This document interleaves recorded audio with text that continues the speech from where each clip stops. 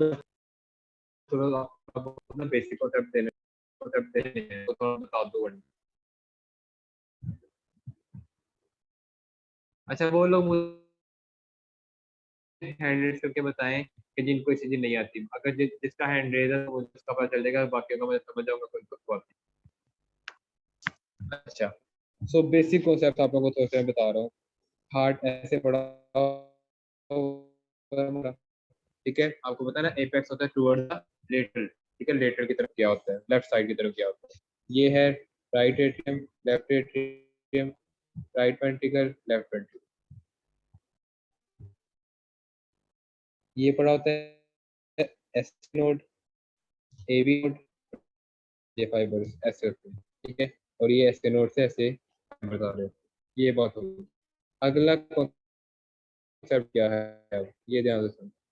जब सबसे पहले ऐसे नोड के अंदर से इंपल्स जनरेट होती है, आपको पता है ना ऐसे node is called the pacemaker. तो सबसे पहले करंट कहाँ से ड्राइव होता है, ऐसे नोड से। और मैं आपको क्या बताया था, यहाँ पे होता है पॉजिटिव इलेक्ट्रोड, यहाँ पे आप शो कर रहे हो नेगेटिव इलेक्ट्रोड। ये बहुत बेसिक बात करना, सबको बात कर रही है।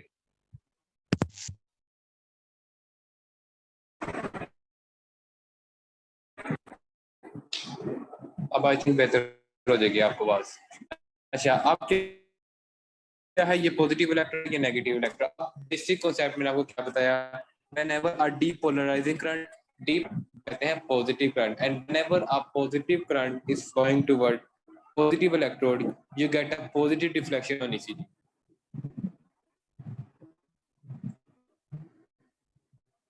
ठीक है।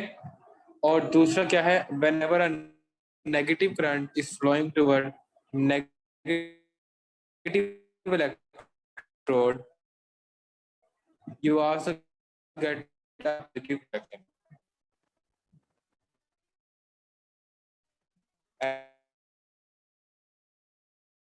And third thing is whenever a positive is negative reflection. ये पॉइंट सबने लिख ली है, आगे चले।